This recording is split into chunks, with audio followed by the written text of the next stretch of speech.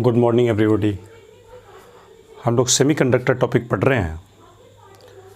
अब सेमीकंडक्टर में देखिए, सिलिकॉन और जर्मेनियम इन दोनों को सेमीकंडक्टर कहा जाता है। और इस सिलिकॉन और जर्मेनियम में बाहर से इम्प्योरिटी मिलाने के बाद जो हमारा सेमीकंडक्टर बनता था उसका नाम था इम्प्योरिटी सेमीकंडक्टर या डोप्ड सेमीकंडक्टर। इम्प्योरिटी मिलाने की विधि को कहा जाता था डोपिंग, और इम्प्योरिटी के रूप में जिन मटेरियल को मिलाया जाता था उसका नाम था डोपेंट। तो silicon and germanium are the example of semiconductor. These are also known as intrinsic semiconductor. Silicon Si and germanium, silicon and germanium, germanium का सिंबल दिया जाता है Ge,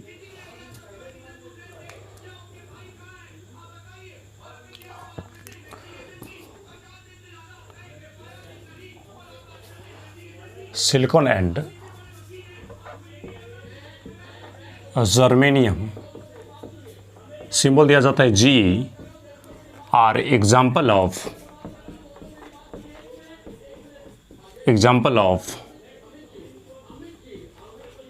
semiconductor. Silicon and germanium are example of semiconductor. ये silicon और germanium जो होते हैं वो सेमीकंडक्टर के एग्जाम्पल होते हैं। These are also not as intrinsic semiconductor.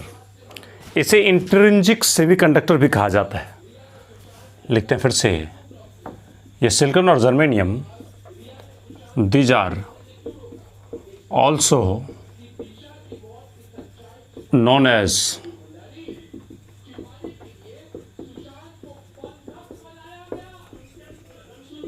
Intrinsic semiconductor. Simple से लाइन, सिलिकॉन और जर्मेनियम को इंट्रिंसिक सेमीकंडक्टर भी कहा जाता है। अब देखिए, added impurity can be electron rich और electron deficient. For doping process, impurity में जो मिलाया जाएगा, सेमीकंडक्टर में जो इम्प्योरिटी मिलाया जाएगा फॉर डोपिंग प्रोसेस के लिए एडेड इम्प्योरिटी, मिलाया गया इम्प्योरिटी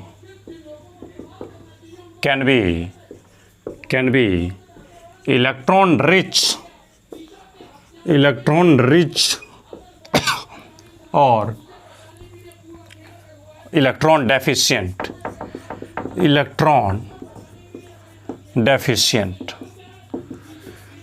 जो इम्प्योरिटी मिलाया जाएगा वो इम्प्योरिटी या तो इलेक्ट्रॉन रिच भी हो सकता है या इलेक्ट्रॉन डेफिशिएंट भी हो सकता है। ऐसा मेरे कहने का मतलब है। अब देखिए, पहला हम लेते हैं electron rich impurity. Electron rich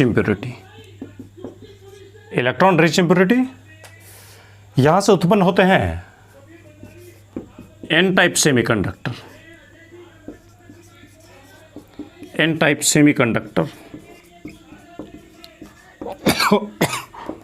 अब देखिए, अगर सिलिकॉन या जर्मेनियम में इलेक्ट्रॉन रिच इम्प्योरिटी डाला जाए तो वहाँ से उत्पन्न होते हैं एन टाइप सेमीकंडक्टर। थोड़ा इसका कहने का मतलब समझिए क्या बोल रहा है। देखिए, सिलिकॉन और जर्मेनियम जो होते हैं वो ग्रुप 14 का एलिमेंट होता है। आपको मैं यहाँ पे दे रहा हूँ ग्रुप 14। इसमें कौन कौन होता है? Carbon, silicon, germanium, tin, lead. इन सभी एलिमेंट के बारे में अगर देखा जाए तो आप देख सकते हैं, कार्बन का देखिए एटॉमिक नंबर 6 है, तो 2 4, सिलिकॉन का 14 है तो 2 8 4। इन सभी के बाह्यतम कक्षा में 4 इलेक्ट्रॉन है। तो जर्मेनियम के बाहरी कक्षा में भी 4 इलेक्ट्रॉन है, इसके बाहरी कक्षा में भी 4 इलेक्ट्रॉन है, इसके बाहरी कक्षा में भी 4 इलेक्ट्रॉन है। मतलब ये कैसे हैं? तो 4 इलेक्ट्रॉन है तो इसलिए इसे कहा जाता है टेट्रावैलेंट। इसको कहा जाता है टेट्रावैलेंट। अब यहाँ पे हम ग्रुप 15 का एलिमेंट लेते हैं। ग्रुप 15 इसमें देखिए nitrogen, phosphorus, arsenic, antimony, bismuth. अब देखिए नाइट्रोजन का एटॉमिक नंबर 7 है तो इसमें क्या करते हैं 2, 5। फास्फोरस का एटॉमिक नंबर 15 है, इसको बोलते हैं 2, 8, 5। इस तरीके से आर्सेनिक के बाहरी कक्षा में भी 5 इलेक्ट्रॉन है, स्ट्रोबियम के बाहरी कक्षा में भी 5 इलेक्ट्रॉन है, और बिस्मथ के बाहरी कक्षा में भी 5 इलेक्ट्रॉन है। आप देख सकते हैं इन सबके बाहरी कक्षा में 4 इलेक्ट्रॉन था, इसलिए इसे मैंने क्या बोला, टेट्रावैलेंट। और इन सभी के बाहरी कक्षा में 5 इलेक्ट्रॉन है, इसलिए कहा जाता है पेंटावैलेंट। पेंटावैलेंट। अब ज़रा सोचिए, ये सेमीकंडक्टर सिलिकॉन और जर्मेनियम, इन दोनों की कहानी है। ये हमारा इंट्रिंसिक सेमीकंडक्टर है। इसी सेमीकंडक्टर में हम इम्प्योरिटी डालेंगे। कौन सा इम्प्योरिटी डालेंगे? Electron rich impurity. सर कैसे इलेक्ट्रॉन रिच इम्प्योरिटी समझ रहे हैं? तो देखिए ये हमारा सेमीकंडक्टर है सिलिकॉन जर्मेनियम, इसके बाहरी कक्षा में है मात्र 4 इलेक्ट्रॉन, लेकिन हम इसमें ऐसा इम्प्योरिटी डाल रहे हैं जिसके बाहरी कक्षा में कितना है, 5 इलेक्ट्रॉन है। इसमें से किसी भी एलिमेंट को आप चाहें तो इसमें डाल सकते हैं। मतलब ये कहना चाहता हूँ कि टेट्रावैलेंट में हम पेंटावैलेंट डालना चाहते हैं। तो आप ही बताइए, इसके बाहरी कक्षा में 4 इलेक्ट्रॉन है और इसके बाहरी कक्षा में 5 इलेक्ट्रॉन है, तो ये एलिमेंट अगर इसमें जाएगा तो क्या होगा कहानी? तो जहाँ पे मान लीजिए सिलिकॉन, बहुत सारे एटम है सिलिकॉन के, तो सिलिकॉन जैसे यहाँ पे मैं फिर डायग्राम दिखाता हूँ, तो सिलिकॉन सिलिकॉन सिलिकॉन सिलिकॉन, ऐसा ढेर सारा सिलिकॉन होगा। सिलिकॉन ऐसे ढेर सारे होंगे। अब ये सिलिकॉन 1 2 3 4, 1 2 3 4, 1 2 3 4, 1 2 3 4, 1 2 3 4, 1 2 3 4, 1 2 3 4, 1 2 3 4, ऐसा है। ढेर सारे सिलिकॉन के एटम होंगे। उसमें क्या होगा कि पेंटावैलेंट एलिमेंट का मतलब ग्रुप 15 का कोई एलिमेंट इसमें जाएगा। मान लीजिए इसमें से मैंने आर्सेनिक को डाला, तो यहाँ पे आर्सेनिक जाएगा। आर्सेनिक जाएगा तो आर्सेनिक में 2 2 4 1 5 एलिमेंट इलेक्ट्रॉन है। तो देखिए हर सिलिकॉन अपने बगल के 4 सिलिकॉन से जुड़े हुए हैं। सिलिकॉन के पास बाहरी कक्षा में 4 इलेक्ट्रॉन है, तो एक इलेक्ट्रॉन इधर जाएगा, दूसरा इलेक्ट्रॉन इधर सिलिकॉन से जुड़ेगा, तीसरा इलेक्ट्रॉन इधर के सिलिकॉन से जुड़ेगा, चौथा इलेक्ट्रॉन इधर के सिलिकॉन से जुड़ेगा। तो इस सिलिकॉन के जो बाहरी कक्षा में 4 इलेक्ट्रॉन है, चारों खर्च हैं बॉन्ड बनाने के लिए। लेकिन जैसे ही उसमें किसी एक सिलिकॉन के जगह पे फास्फोर आर्सेनिक जाएगा, तो आर्सेनिक आप ही बताइए कितना इलेक्ट्रॉन लेके जाएगा? 5 इलेक्ट्रॉन लेके जाएगा। और जैसे ही 5 इलेक्ट्रॉन लेके जाएगा तो 5 में से तो 4 इलेक्ट्रॉन, एक इधर बंध जाएगा, एक इधर बंध जाएगा, 2 एक इधर बंध जाएगा, 3 एक इधर बंध जाएगा, 4। तो 5 इलेक्ट्रॉन में से 4 इलेक्ट्रॉन तो इसका खर्च हो गया। जैसे यहाँ पे सिलिकॉन होता तो वो चारों दिशा से एक एक बॉन्ड बनाता, तो 4 बॉन्ड बन जाता। तो उसी प्रकार से आर्सेनिक के भी 5 इलेक्ट्रॉन में से 4 इलेक्ट्रॉन तो बॉन्ड बनाने में खर्च हो जाएंगे, और एक इलेक्ट्रॉन इसके पास बच जाएगा। जो इलेक्ट्रॉन क्या होगा? फ्री होगा, और वही फ्री इलेक्ट्रॉन मूव करेगा। और मूव करेगा तो आप जानते हैं कि इलेक्ट्रॉन मूव करेगा तो चार्ज मूव करेगा, और चार्ज मूव करेगा तो वहाँ से करंट का प्रोडक्शन होगा।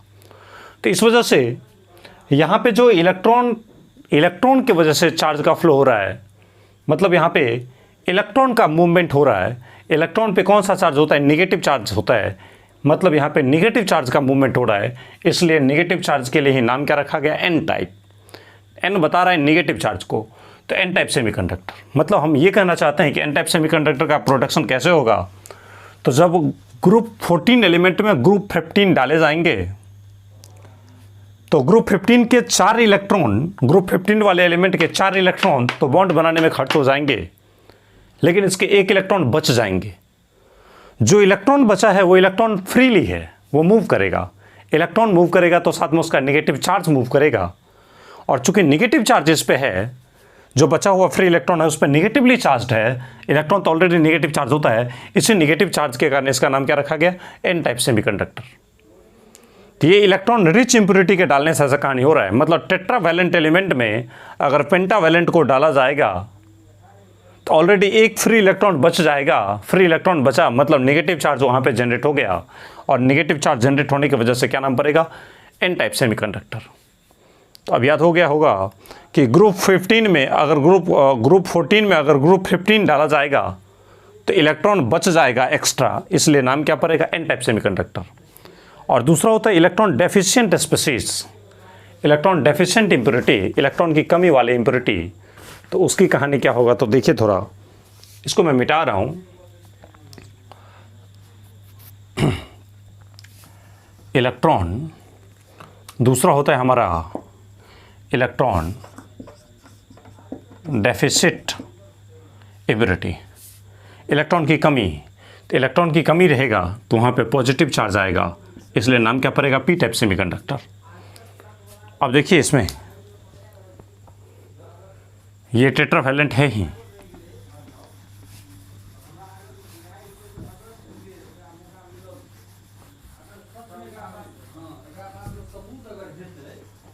अब ये टेट्रावैलेंट एलिमेंट तो है ही, टेट्रावैलेंट ये है। अब इसमें ग्रुप 13 एलिमेंट डाला जाए, ग्रुप 13 इसमें डाल दिया जाए। ग्रुप 13 में कौन होता है, तो boron, aluminium, gallium, indium, thallium. इन सभी के बाहरी कक्षा में देखिए, जैसे बोरॉन का एटॉमिक नंबर 5 है तो 2 3 5, इसका 13 है तो 2 8 3, मतलब इसमें देख रहे हैं सबके बाहरी कक्षा में कितना इलेक्ट्रॉन है, 3 इलेक्ट्रॉन है।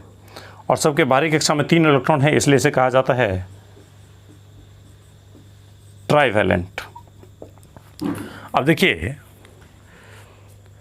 ग्रुप 14 वाले एलिमेंट हमारे सेमीकंडक्टर है, इसी में हम डोपिंग करेंगे ऐसे एलिमेंट से जिसके पास इलेक्ट्रॉन की कमी, इलेक्ट्रॉन डेफिसिट है, इलेक्ट्रॉन की कमी है। तो हो क्या रहेगा, और से देखिएगा, सिलिकॉन के पास है बाहरी कक्षा में 4 इलेक्ट्रॉन, तो सिलिकॉन के बाहरी कक्षा में 4 इलेक्ट्रॉन है, तो ये सिलिकॉन क्या करेगा, अपने चारों इलेक्ट्रॉन से चारों दिशा में 1 2 3 4 ऐसे बॉन्ड बनाएगा 4 इलेक्ट्रॉन से। लेकिन जैसे सिलिकॉन में मान लीजिए किसी एल्युमिनियम के एक एलिमेंट को डाल दिया, या गैलियम को डाला, या बोरॉन को डाल दिया, किसी एलिमेंट को डाल दिया, इस ट्राइवैलेंट को किसी को भी इसमें डाल दिया, तो जैसे ही मान लीजिए यहाँ पे एल्युमिनियम चला गया तो होगा क्या, एल्युमिनियम। अब बताइए एल्युमिनियम के बाहरी कक्षा में कितना इलेक्ट्रॉन है, 3 इलेक्ट्रॉन है, तो 1 2 3। अब एक इलेक्ट्रॉन इधर से बॉन्ड बना लिया, एक इलेक्ट्रॉन इधर से बॉन्ड बना लेगा, एक इलेक्ट्रॉन इधर से बॉन्ड बना लेगा। अब यहाँ पे इलेक्ट्रॉन की कमी महसूस होगा, क्योंकि इसके नीचे जो सिलिकॉन होगा, वो सिलिकॉन अगर यहाँ पे सिलिकॉन होता तो नीचे भी बॉन्ड बना हुआ रहता, लेकिन उस सिलिकॉन की जगह पे आ चुका है एल्युमिनियम। तो एल्युमिनियम के पास तो 3 इलेक्ट्रॉन है, 3 इलेक्ट्रॉन तो बॉन्ड बनाने में चले गए, तो एक इलेक्ट्रॉन जो यहाँ रहता तो आज बॉन्ड बनता, लेकिन उस इलेक्ट्रॉन की कमी है। कमी है मतलब क्या है, तो यहाँ पे पॉजिटिव चार्ज है, इसको पॉजिटिव होल भी बोलते हैं, पॉजिटिव चार्ज यानी पॉजिटिव होल भी इसको बोला जाता है। तो अब क्या होगा, तो सिलिकॉन के पास जो 4 इलेक्ट्रॉन है, उस 4 में से इसका भी 3 इलेक्ट्रॉन बॉन्ड बना लिया, तो एक इसके पास बच गया, वो बचा हुआ इलेक्ट्रॉन जो है वो एल्युमिनियम के पास चला जाएगा। और जैसे ही यहाँ से यहाँ पे जाएगा, तो बताइए यहाँ पे पॉजिटिव चार्ज है, इलेक्ट्रॉन की कमी है, तो ये होल पे प्लस पे जब इलेक्ट्रॉन का माइनस आएगा तो ये न्यूट्रल बन जाएगा, लेकिन होल यहाँ पे जनरेट हो जाएगा। फिर इस होल, पॉजिटिव होल को न्यूट्रल करने के लिए अगला हमारा इलेक्ट्रॉन फिर से आएगा, जहाँ से आएगा वहाँ पे तो पॉजिटिव आ जाएगा, लेकिन ये फिर से न्यूट्रल हो जाएगा होल। तो इस प्रकार से ऐसे लग रहा है, जो होल यहाँ था कुछ समय के बाद होल यहाँ आ गया, और जो होल यहाँ है कुछ समय के बाद यहाँ आ गया, क्योंकि बगल से इलेक्ट्रॉन जाएगा तो वो होल खुद न्यूट्रल हो जाएगा, और जहाँ से इलेक्ट्रॉन जाएगा वहाँ पे पॉजिटिव होल जनरेट हो जाएगा। तो ऐसे आपको लग रहा होगा कि सर यहाँ पे पॉजिटिव होल के चार्ज के मूवमेंट के कारण करंट का प्रोडक्शन होता है। गलत बात, पॉजिटिव चार्ज का होल मूवमेंट नहीं कर रहा है, यहाँ से ये पॉजिटिव होल यहाँ पे नहीं आ रहा है, वाकई में ये इलेक्ट्रॉन यहाँ पे जा रहा है, जिस वजह से एक नया पॉजिटिव होल यहाँ पे जनरेट हो जाता है, और ये पॉजिटिव होल न्यूट्रल हो जाता है। तो कहने की बात यहाँ भी है कि सर यहाँ इलेक्ट्रॉन की कमी हुआ, महसूस हुआ, पॉजिटिव चार्ज आया, इसलिए नाम हो गया इसका क्या चीज़, पी टाइप सेमीकंडक्टर। पी मतलब पॉजिटिव टाइप सेमीकंडक्टर। तो हमारे पास सेमीकंडक्टर 2 प्रकार के, एक का नाम एन टाइप सेमीकंडक्टर और दूसरे का नाम P type semiconductor. N type semiconductor में क्या होता है कि इलेक्ट्रॉन रिच स्पीसीज होता है, और पी टाइप सेमीकंडक्टर में क्या होता है, इलेक्ट्रॉन डेफिसिट स्पीसीज होता है, इलेक्ट्रॉन की कमी वाले स्पीसीज होता है। तो जब ग्रुप 14 में जब 15 डालते हैं तो बनता है एन टाइप, लेकिन जब 14 में 13 डाल देते हैं तो बन जाता है पी टाइप सेमीकंडक्टर। तो यहाँ पे याद रखिएगा कि पॉजिटिव होल का मूवमेंट नहीं होता है, पॉजिटिव होल वहीं रहता है, इलेक्ट्रॉन के मूवमेंट से वो पॉजिटिव होल न्यूट्रल हो जाता है और एक नया पॉजिटिव होल यहाँ आ गया। फिर यहाँ जो पॉजिटिव होल होगा उसको पूरा करने के लिए यहाँ का इलेक्ट्रॉन जाएगा, तो फिर ये तो न्यूट्रल हो जाएगा लेकिन पॉजिटिव होल यहाँ आ जाएगा। तो ऐसा प्रतीत होगा आपको कि पॉजिटिव होल कभी यहाँ कभी यहाँ कभी यहाँ, तो इसका मतलब पॉजिटिव होल का मूवमेंट होता है। गलत बात, पॉजिटिव होल का मूवमेंट नहीं हो रहा है, पॉजिटिव होल अपने ही जगह पे स्थिर होते हैं, लेकिन नेगेटिव चार्ज इलेक्ट्रॉन जैसे ही उस पर जाते हैं तो इसको न्यूट्रल बना देते हैं और खुद एक पॉजिटिव चार्ज नया जनरेट कर देते हैं। तो लोगों को ऐसा महसूस होता है कि पॉजिटिव चार्ज भागता रहा है, लेकिन भाग नहीं रहा है वाकई में। तो इस तरीके से इसको नोट किया जाए। इस तरीके से आपने सेमीकंडक्टर देखा कि दो टाइप के होते हैं, एक पी टाइप और दूसरा क्या होता है, एन टाइप। एक टर्म होते हैं डायोड। ये पी टाइप सेमीकंडक्टर और एन टाइप सेमीकंडक्टर इन दोनों के कॉम्बिनेशन होते हैं। पी टाइप सेमीकंडक्टर और एन टाइप सेमीकंडक्टर इन दोनों के कॉम्बिनेशन को कहा जाता है डायोड्स। डायोड का इस्तेमाल किया जाता है रेक्टिफायर के रूप में। रेक्टिफायर का मतलब होता है जो कि एसी को डीसी में कन्वर्ट करता है। लिखिएगा,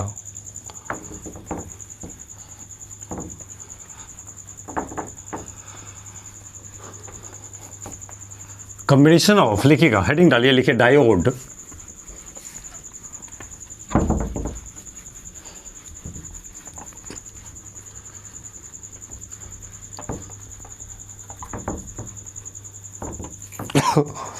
लिखिएगा diode.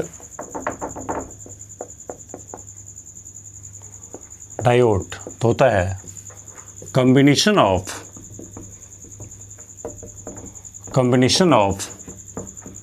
P type and N type semiconductor is known as diode, is known as diode। P type semiconductor और एन टाइप सेमीकंडक्टर इन दोनों के कॉम्बिनेशन से क्या बनता है, डायोड बनता है। Diode is used as rectifier. Rectifier का मतलब वोल्टेज का पावर लो करना, यानी एसी को डीसी में कन्वर्ट करेगा। फटाफट इसको लिखिए, फिर से मैं मिटा देता हूँ इसको। डायोड का इस्तेमाल किया जाता है रेक्टिफायर के रूप में। रेक्टिफायर एसी को डीसी में कन्वर्ट करेगा, ऐसा कहानी होता है। यहाँ देखा जाए, सरलाइन लिख दिया गया है, ट्रांजिस्टर्स आर एनपीएन और PNP sandwich semiconductor. These are used to detect radio और ऑडियो सिग्नल्स। लाइन बिल्कुल ध्यान रखने योग्य है कि ट्रांजिस्टर जो होते हैं वो एनपीएन या पीएनपी सैंडविच सेमीकंडक्टर होते हैं। ट्रांजिस्टर एनपीएन या पीएनपी सैंडविच सेमीकंडक्टर होते हैं और इसका इस्तेमाल किया जाता है रेडियो या ऑडियो सिग्नल का पता करने के लिए। ऑडियो सिग्नल यानी कहीं पर लाउड स्पीकर जो बढ़ती है तो सिग्नल को पता करने के लिए ट्रांजिस्टर का इस्तेमाल किया जाता है। आप सोलर प्लेट देखे होंगे जिससे बैटरी चार्ज करते हैं, तो solar cell is photo diode. Solar cell भी एक प्रकार का फोटो डायोड होता है। फोटो मतलब फोटोन, मतलब पैकेट ऑफ एनर्जी यानी सनलाइट। तो सोलर सेल भी एक प्रकार का फोटो डायोड होता है which is used to convert light energy into electrical energy. मतलब लाइट को इलेक्ट्रिसिटी में कन्वर्ट करने के लिए हम लोग सोलर सेल का इस्तेमाल करते हैं। वो भी एक प्रकार का फोटो डायोड होता है। Different types of semiconductor are prepared. आप मनमर्जी चाहें तो सेमीकंडक्टर बना सकते हैं, उसके लिए कोई रेस्ट्रिक्शन नहीं है। अलग अलग टाइप के सेमीकंडक्टर बना सकते हैं। तो वही लाइन बोल रहे कि different types of semiconductors are prepared. अलग अलग प्रकार के सेमीकंडक्टर बनाए जाते हैं, क्या सब मिलाने के पे, तो ग्रुप 13 एंड ग्रुप 15। तो थोड़ा समझिएगा लाइन, ग्रुप 13 और ग्रुप 15। तो मैं ग्रुप 13 लिखता हूँ पहले, ग्रुप 13, और यहाँ पे लिखता हूँ ग्रुप 15। तो ग्रुप 13 में क्या है, तो बाल गंगाधर इंडियन तिलक। उसके बाद ग्रुप 15 में क्या है, नाना पापा आंटी सब बीमार। अब देखिए, इसमें से एक एलिमेंट लीजिए, इसमें से एक एलिमेंट लीजिए, तो एक सेमीकंडक्टर बनेगा। लेकिन प्रैक्टिकली कौन यूज में होता है, क्योंकि इसमें से किसी एक को इसके किसी एक के साथ मिला दीजिए तो सेमीकंडक्टर बन जाएंगे। लेकिन प्रैक्टिकली वो हमारे लिए यूज़फुल है या नहीं है ये तो आप प्रैक्टिकल के बाद ही जानेंगे। तो इसलिए आप देखिए एल्युमिनियम और फास्फोरस को मिलाया है यानी AlP, ये भी एक सेमीकंडक्टर बन गया। गैलियम को आर्सेनिक से मिलाया, गैलियम आर्सेनिक का एक सेमीकंडक्टर बना दिया। फिर से इंडियम एस्टीबियम को मिलाया, इन दोनों का सेमीकंडक्टर बनाया। यानी इन दोनों का सेमीकंडक्टर, इन दोनों को मिलाने से सेमीकंडक्टर, इन दोनों को मिलाने से सेमीकंडक्टर। तो डिफरेंट टाइप के आप सेमीकंडक्टर बना सकते हैं। किसको मिला के? ग्रुप 13 और 15 को मिला करके। तो ग्रुप 13 के कुछ एलिमेंट है, ग्रुप 15 कुछ एलिमेंट है, इनके एलिमेंट और इसके एलिमेंट को मिलाइए तो सेमीकंडक्टर बनेंगे। फिर आप ये मत सोचना कि एल्युमिनियम को आर्सेनिक के साथ नहीं मिला सकते हैं, एल्युमिनियम को आर्सेनिक से भी मिला सकते हैं और एल्युमिनियम को एस्टीबियम से भी मिला सकते हैं, तो भी सेमीकंडक्टर बनेगा। लेकिन प्रैक्टिकली हमारे लिए यूज़फुल होगा कि नहीं होगा ये आप नहीं जान पा रहे हैं। तो सीधा सा मतलब है कि कुछ सेमीकंडक्टर के एग्जाम्पल के रूप में अगर दिया जाए तो ग्रुप 13 के कुछ एलिमेंट को ग्रुप 15 के कुछ एलिमेंट के साथ मिला दीजिए, वो सेमीकंडक्टर बनेगा ही। उसी टाइप से अगला लाइन बोल रहा है कि ग्रुप 12 और ग्रुप 16 के एलिमेंट को मिला करके भी कुछ सेमीकंडक्टर चाहें तो आप बना सकते हैं। मैं ग्रुप 12 आपको दिखाता हूँ।